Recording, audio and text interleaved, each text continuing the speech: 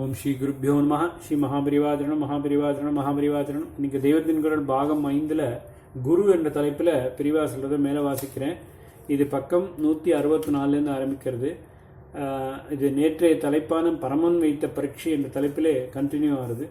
சோமாசி மாற நாயனார் எத்தனையோ காத்திருந்து கஷ்டப்பட்டு ஈஸ்வரன் வருவான் என்று உடலை வரித்து கொண்டு யஜ்யம் செய்து கடைசியில் சீரிக்கூட்டம் வந்தபோது ஐயோ அத்தனையும் வீணா போச்சு என்று அழுது ஆத்திரப்பட வேண்டிய சமயத்தில் அமைதியாக அன்புருவமாக இருந்து கொண்டு சேரி தலைவனாக வந்தவன் அந்த ஈஸ்வரனே என்று தெரிந்து கொண்டு அவன் கையிலே அபிஷேக் கொடுத்தார். மற்ற பிராமணர்களையும் ஓடாதேல் ஓடாதேல், சுவாமியை தான் சபரிவாரம் இப்படி வேஷம் போட்டு கொண்டு வந்திருக்கான், நான் சொல்றதை நம்புங்கோ என்று முறையிட்டு கூப்பிட்டார். ஆனால் அவர்கள் அவரை நிந்தித்து விட்டு போய்விட்டார்கள். அதனால் சுவாமி அவர்களையே தீண்டத்தாராகும்படி சபித்து விட்டார் என்றும், அப்புறம் அவர்களுக்காக சோமாசிமாரர் வேண்டிக் கொண்டதன் மீது அவிஸ்தந்த அதே நேரத்தில் மட்டும் அவர்களை ஒதுக்கி வைக்க வேண்டும் என்ற சாபத்தை இலக்கினார் என்றும் மேலே கதை சொல்வார்கள்.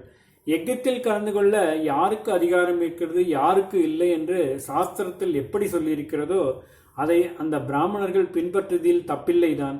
ஆனால் இவர்களை விட நல்ல சாஸ்திரஜானான சோமாசிமாரர் படாத பாடுபட்டு இப்படி ஒரு யஜ்யம் பண்ணி இப்பொழுது இவர்களை ஈர்க்கச் சொல்லி மன்றாடுகிறார் என்றால் அதற்கு ஏதோ காரணம் வேண்டுமென்ற அவர்கள் கொஞ்சம் பொறுமையாகத்தானே இருந்திருக்க வேண்டும். அப்படி பண்ணியிருந்தால் அவர்களுக்கும் ஈஸ்வர தரிசனம் கிடைத்திருக்கும். மாறாக அவரை இவர்கள் திட்டிவிட்டு வெளியேறியதாலேயே ஈஸ்வர சாபத்துக்கு ஆளாகும்படி ஆயிற்று. நமக்கு இது முக்கியமில்லை. சோமாசிமாரர் அபிஷை எடுத்துக்கொண்டு வந்தவுடன் சேரித் தலைவன் ரிஷபாரூடாக தரிசனம் தந்தான். அம்பாள் கணங்கள் ஆகியவர்களும் சுயரூபத்தில் காட்சி கொடுத்தனர்.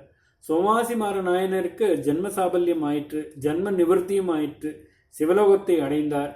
கதை எதற்கு சொன்னேன் என்றால், ஸ்வயபலத்தால் பக்தியால் ஈஸ்வர தரிசனம் பெற முடியாது என்று அவருக்கு தெரிந்தபோது ஈஸ்வரனை நன்றாக அறிந்த பெரியவரின் மூலம் அதை அவர் பெற்றார் என்று காட்டுவதற்காகத்தான்.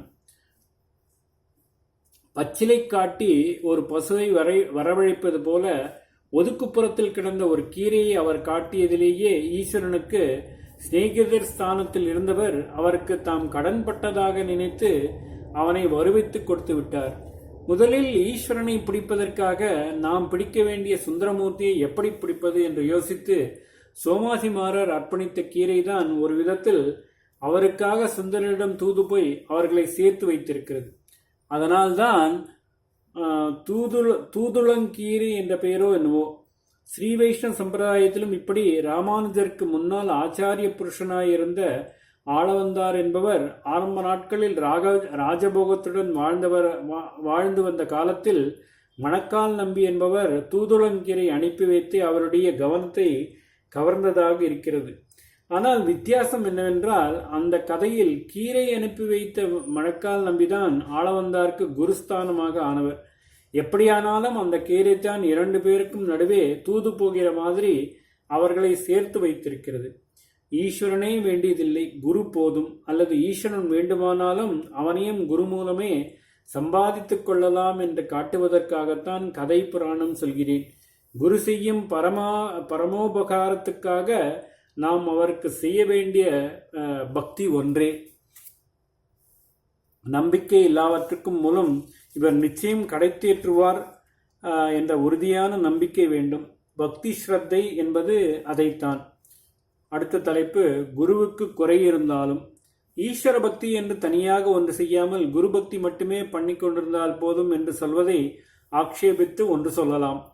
ஒருத்தரிடம் பரிபூர்ண பக்தி, இவர் நமக்காக மோட்ச பரியந்தம் என்றும் அனுகிரகிப்பார் என்ற நம்பிக்கை எப்பொழுது வரும்? அவரிடம் கொஞ்சம் கூட தோஷமே இல்லாமல் இருக்க வேண்டும். அனந்த கல்யாண குணங்களும் நிரம்பியராக அவர் இருக்க வேண்டும். அப்படிப்பட்டவரிடம்தான் நம் ஹிருதயத்தில் பூர்ணமான பக்தி உண்டாகும். அதே போல அவர் சர்வசக்தராகவும் இருக்க வேண்டும். அப்பொழுதுதான் அவர் நமக்கு எதையும் அனுகிரகிக்க முடியும், மோட்ச பரியந்தம் எதுவும் தர முடியும் என்ற நம்பிக்கை உண்டாகும்.